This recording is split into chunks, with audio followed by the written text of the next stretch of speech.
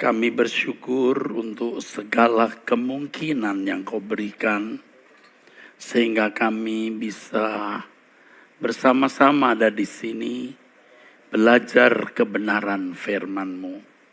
Bapa, ampuni segala ketidakpatutan kami.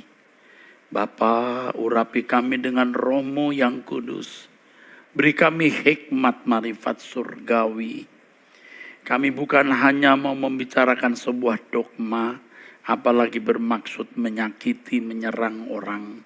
Tapi kami mau belajar kebenaran yang dari dalamnya kami dapat menimba rahasia-rahasia kerajaan Allah untuk mengubah kami. Bapa, kami sudah terlalu lama hidup hanya untuk mengerti di dalam nalar.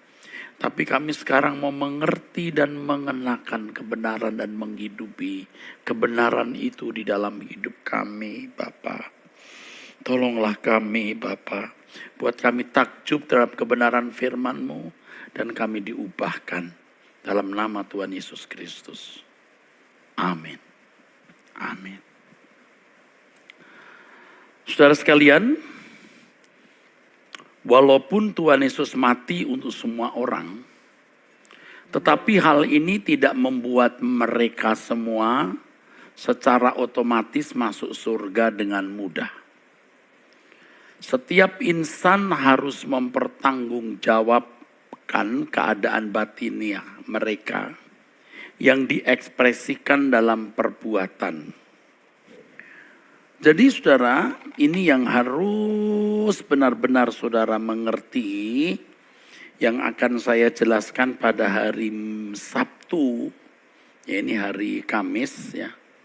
Nanti besok Jumat, hari Sabtu jam 10 sampai jam 12:30, saya akan menjelaskan mengenai Yesus datang dan mati untuk semua orang. Nah, salib ini tidak ditujukan untuk sebagian orang, tapi untuk semua dosa dunia, saudaraku. Semua dosa dunia.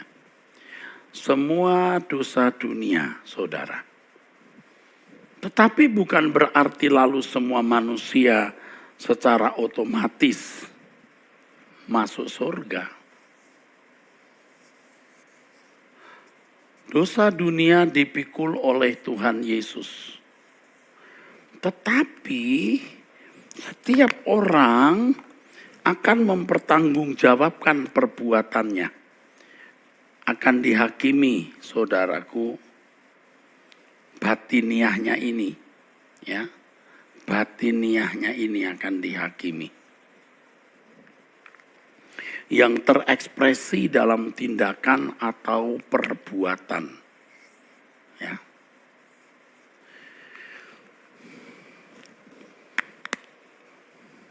Dalam Alkitab kita menjumpai penjelasan Tuhan Yesus mengenai orang-orang yang diperkenankan masuk ke dalam dunia yang akan datang berdasarkan perbuatan baik. Dan orang-orang yang mendapat kesempatan itu adalah orang-orang yang memperlakukan sesamanya dengan baik. Matius pasal 25 ayat 31 sampai 46. Dasar mereka boleh masuk kerajaan surga bukan karena iman, tapi karena perbuatan baik mereka kepada saudara yang hina. Dan perbuatan itu diperhitungkan oleh Tuhan sebagai perbuatan mereka untuk Tuhan sendiri. Orang berkata, Pak, itu untuk orang-orang Kristen. Enggak. Sama sekali tidak. Itu untuk orang-orang di luar Kristen. Ketika aku lapar, engkau memberikan aku makan. Ketika aku haus, engkau berikan aku minum. Ketika aku bertelanjang, engkau memberikan aku pakaian. Orang-orang itu berkata, kapan kami melihat Tuhan lapar, telanjang? Ini orang tidak tahu bahwa tindakan mereka yang baik itu diperhitungkan Tuhan bagi diri Tuhan sendiri, saudaraku. Kalau orang Kristen yang tahu Alkitab sudah tidak perlu akan bertanya, kapan kami melihat Tuhan kelaparan. Oh, sudah tahu Matius 25. Ini untuk mereka yang tidak kenal Yesus, yang tidak mengenal Injil. Nanti akan saya singgung lagi ya saudaraku, saya perdalam. Juga Lazarus di pangkuan Abraham. Apakah dia di pangkuan Abraham atau boleh masuk dunia akan datang atau masuk surga karena perbuatan baik? Lukas 16 ayat 19 sampai 31. Kemungkinan besar Lazarus ini kalaupun orang Yahudi, bukan seorang Yahudi yang fanatik dengan agamanya. Karena Lazarus membiarkan anjing menjilat boroknya, padahal bagi orang Yahudi anjing termasuk binatang yang tidak halal.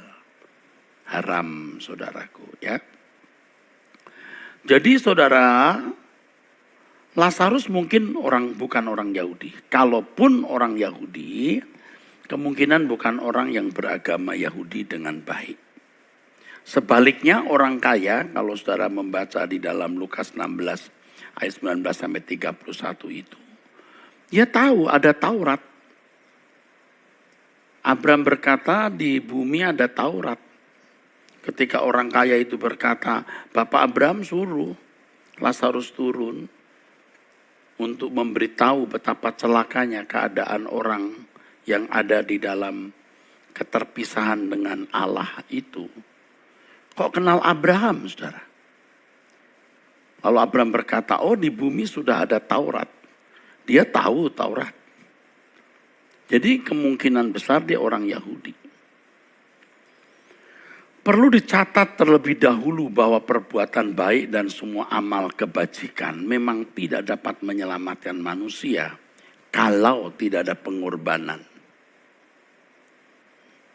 Pengorbanan Tuhan Yesus itu membuat perbuatan baik menjadi berharga. Sebab kalau Yesus tidak mati di kayu salib, perbuatan baik bagaimanapun tidak akan menyelamatkan. Percuma. Semua manusia akan terbuang ke dalam api kekal, saudaraku. Di dalam Efesus pasal 2 ayat 8 sampai 9, firman Tuhan mengatakan, sebab karena kasih karunia kamu diselamatkan oleh iman, itu bukan hasil usahamu, tetapi pemberian Allah, itu bukan hasil pekerjaanmu. Jangan ada orang yang memegahkan diri. Ayat ini jangan membuat orang Kristen lalu tidak berbuat baik.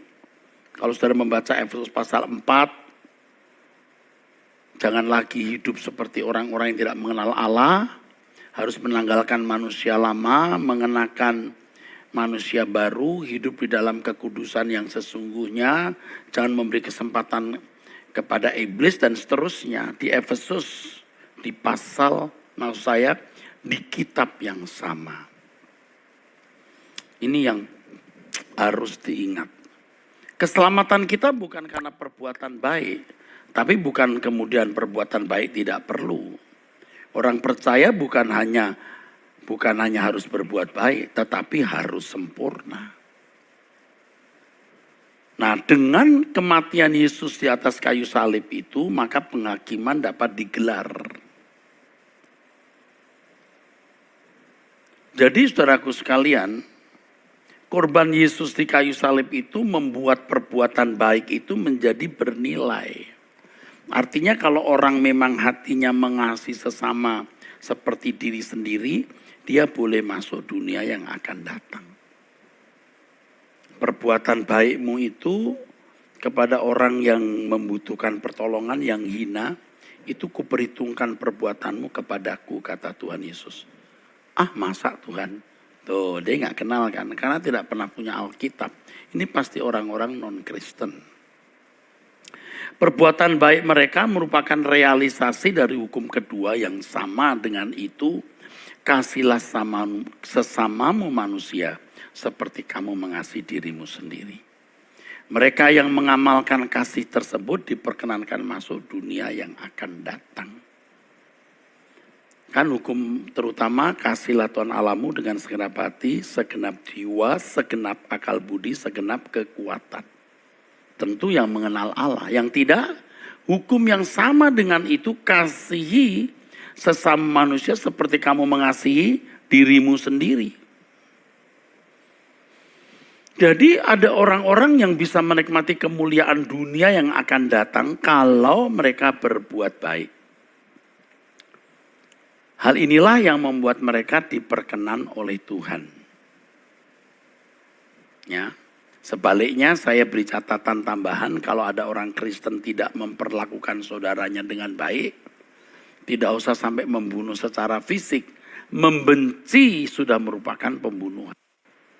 Dan itu tidak mendapat bagian dalam kerajaan surga. Ingat kelompok orang Kristen yang bertobat, lahir baru, serupa dengan Yesus, dikembalikan ke rancangan Allah semula, kelompok 1 itu.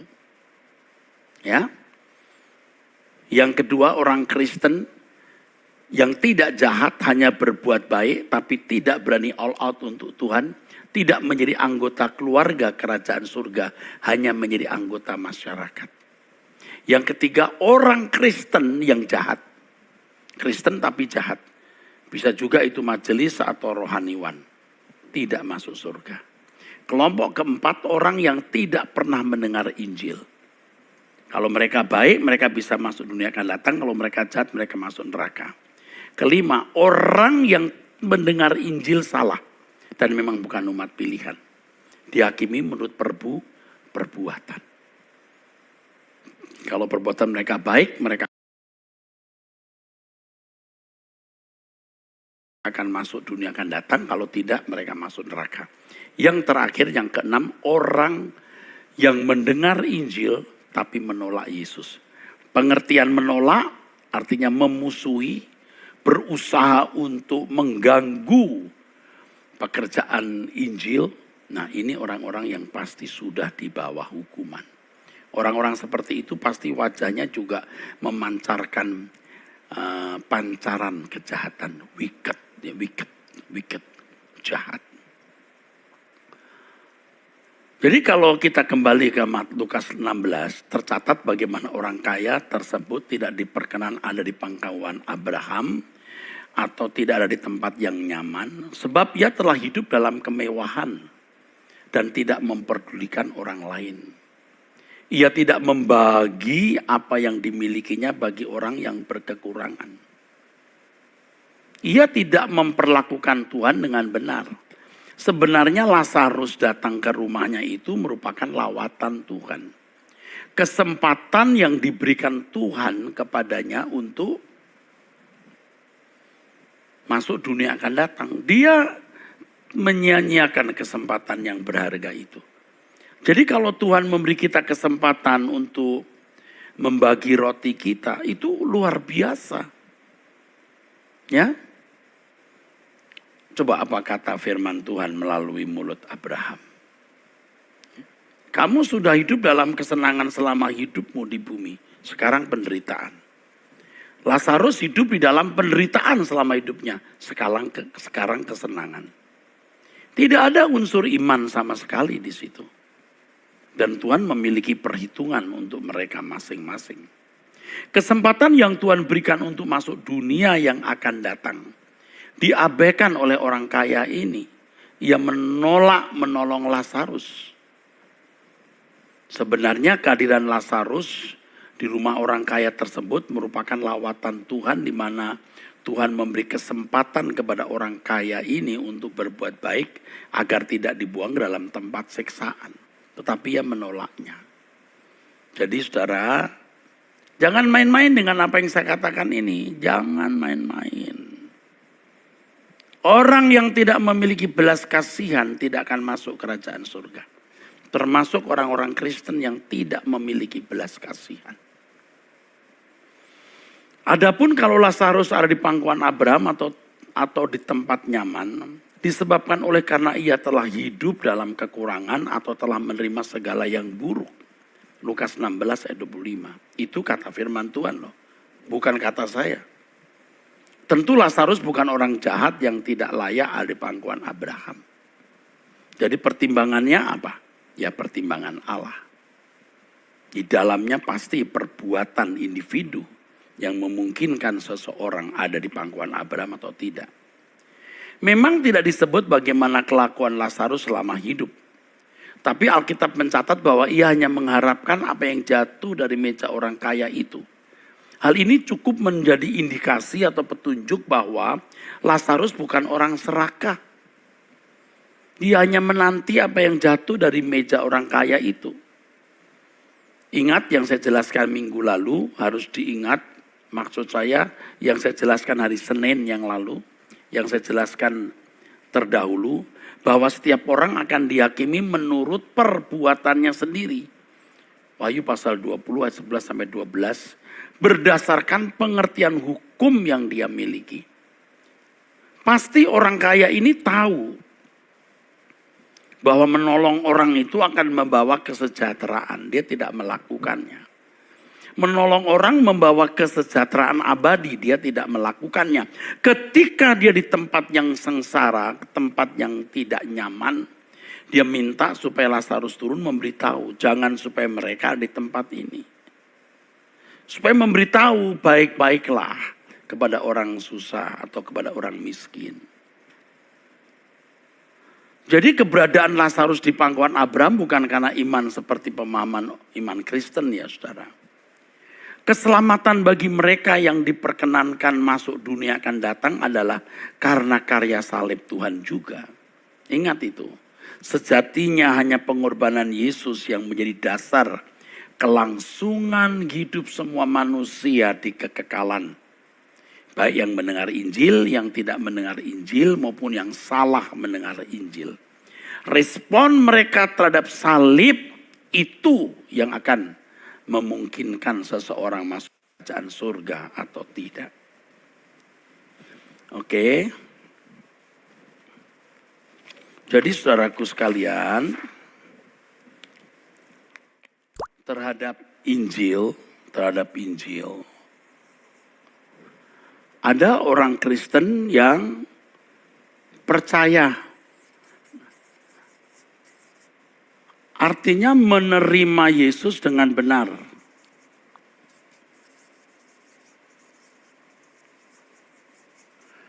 Ini kelompok orang yang akan dimuliakan bersama Yesus. Yang dikembalikan ke rancangan Allah semula. Sempurna seperti Bapa, serupa dengan Yesus. Mengambil bagian dalam kekudusan Allah. Mengenakan kodrat ilahi. Ini kelompok orang Kristen yang baik, hanya baik saja. Tetapi ada orang Kristen yang jahat.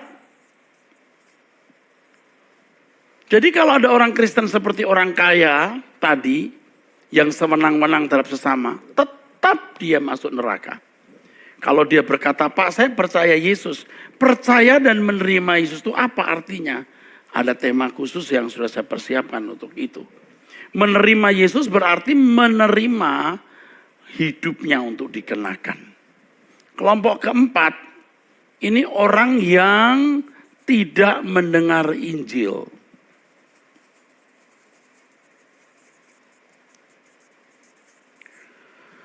Mereka tidak masuk neraka secara otomatis kalau perbuatan mereka baik. Sama seperti diri sendiri, mereka masuk dunia akan datang. Tetapi menjadi anggota masyarakat. Ini anggota masyarakat. Ini sama dengan ini. Anggota masyarakat. Sama. Ini neraka ini. Kelima, orang yang salah mendengar Injil. Banyak orang seperti ini sekarang ini. Ini kalau berbuat baik sama menjadi anggota masyarakat. Tapi kalau jahat juga masuk neraka, saudara. Keenam, ini kelompok paling sial. Orang yang menolak Yesus. Ini orang yang melawan Yesus.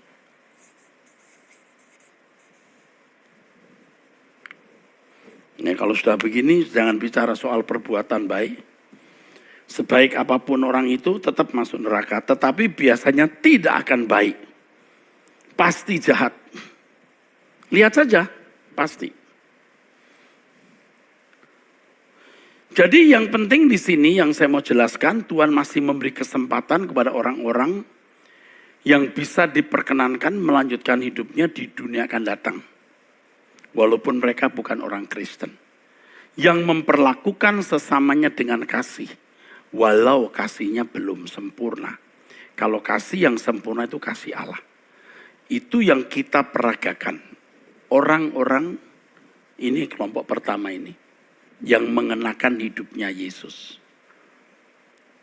Tetapi ingat ya, perbuatan baik dan semua amal itu sendiri tidak bisa menjadi dasar keselamatan. Tetapi karena salib Kristus, karena salib menebus kesalahan manusia, maka perbuatan baik manusia bisa berharga. Saya ulangi, ini penting ya saudaraku. Gambar di sini. Yesus mati untuk semua orang. Katakanlah ini bukan orang Kristen. Dosa-dosa orang ini juga dipikul oleh Tuhan Yesus. Tapi apakah dia masuk surga dengan mudah? Tidak. Batin mereka ini akan dihakimi. Roma pasal kedua ayat 12 sampai 15. Batin mereka, suneidesisnya ya, dihakimi.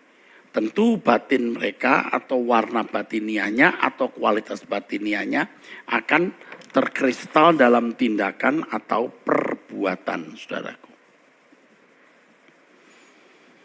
Walaupun Yesus mati bagi orang Kristen yang mengenal dia dan mengenal ajarannya, bukan berarti secara otomatis pula orang-orang Kristen itu masuk surga. Mereka harus sempurna seperti Bapa di surga. Paling tidak menjadi baik. Jika jahat, tetap masuk neraka. Justru kita yang mendengar Injil dituntut lebih banyak. Harus memiliki kelakuan yang luar biasa lebih dari mereka yang tidak mengenal Yesus. Kita akan perdalami nanti hal ini. Percaya atau iman itu bukanlah di bibir, tapi dalam tindakan. Tindakan nyata. Maka Alkitab tidak pernah mengatakan bahwa orang akan dihakimi menurut iman. Orang dihakimi menurut perbuatannya. Setiap orang dihakimi menurut perbuatan.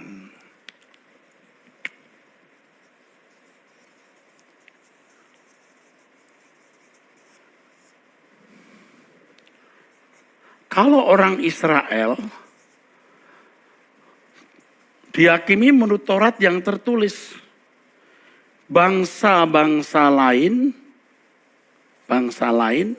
dihakimi menurut nurani mereka. Taurat yang tertulis di dalam hati mereka. Kalau orang percaya dihakimi menurut apa? Keberkenanannya di hadapan Tuhan. Maka Paulus berkata, aku berusaha untuk berkenan. Kalau orang Israel berkata Taurat adalah hukumku, the Torah is my law. Orang Kristen, the Lord is my law. Kalau bangsa lain, oh iya punya hukum masing-masing. Maka dalam Wahyu pasal 20 ada banyak kitab dibuka dan setiap orang dihakimi menurut kitab-kitab yang tertulis. Kitab-kitab itu maksudnya. Justru orang percaya dituntut memiliki kelakuan yang luar biasa. Maka Yesus berkata di Matius 5:20, hidup keagamaanmu artinya kebenaranmu harus lebih dari ahli Taurat dan orang Farisi. Dan kamu harus sempurna seperti Bapa di surga sempurna. Jadi saudaraku, keselamatan yang ada di luar Kristen tidaklah sama dengan keselamatan yang diterima orang Kristen. Kalau mereka hanya masuk dunia akan datang dengan standar mengasihi sama seperti diri sendiri. Kalau kita menjadi anggota keluarga kerajaan surga yang harus sempurna seperti Bapa, dan contoh model manusia yang sempurna seperti Bapa itu Yesus. Itulah sebabnya orang percaya disebut Kristen artinya seperti Kristus. Nah hari ini banyak orang disebut Kristen tapi kelakuannya tidak seperti Kristus. Dan sayang sekali kalau tidak diingatkan bahwa mereka menipu dirinya sendiri dan menipu Tuhan.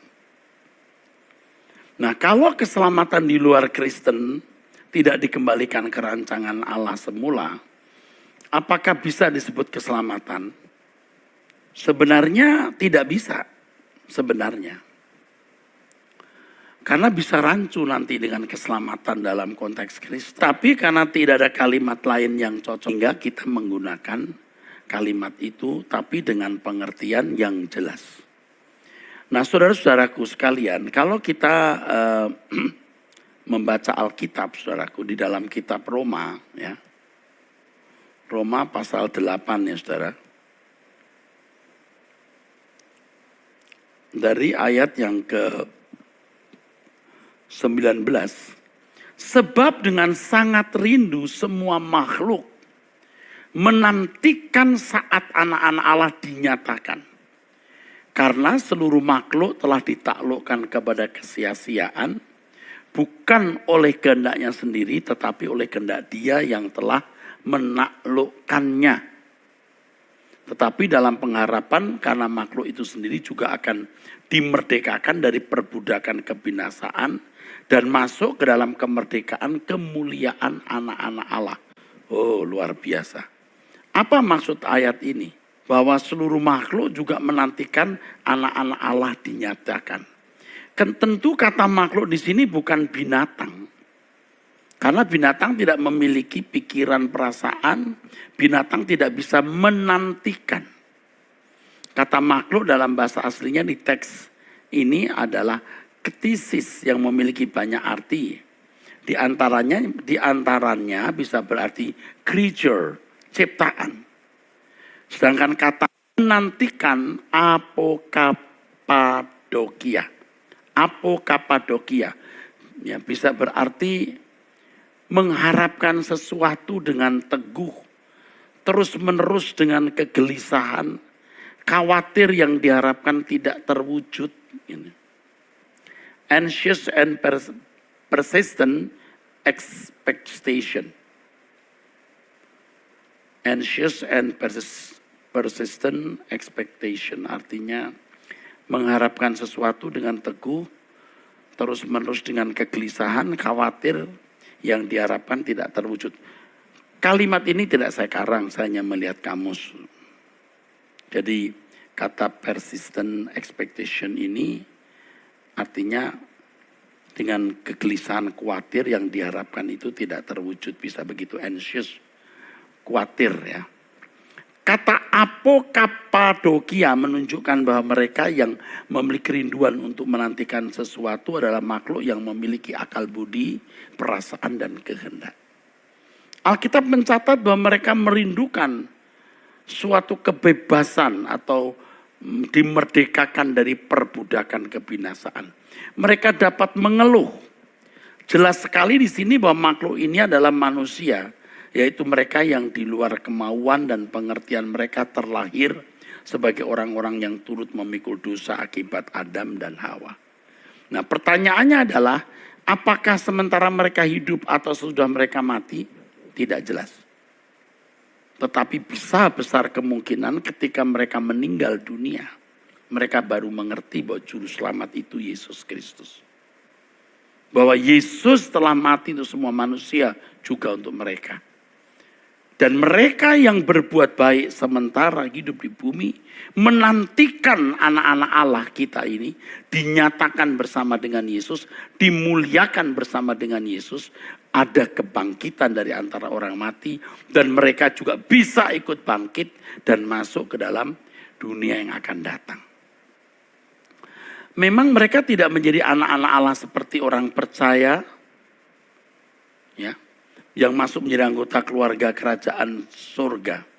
Tetapi mereka juga merindukan suatu kehidupan yang lebih baik di dunia lain.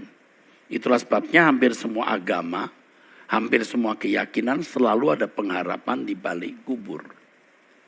Sesuai dengan Roma pasal 8 ini, semua makhluk itu juga memperoleh kesempatan untuk masuk dunia yang akan datang, saudara. Mereka akan dimerdekakan dari kebinasaan, arti tidak turut terbuang ke dalam lautan api. Tentu setelah penghakiman, tidak ikut terbuang. Mereka ikut menikmati kemuliaan yang diterima anak-anak Allah pada waktu anak-anak Allah dinyatakan. dinyatakan tentu mereka menjadi anggota masyarakat. Bukan, maksud saya mereka ini yang boleh masuk dunia akan datang, yang bukan orang percaya yang disempurnakan menjadi anggota masyarakatnya.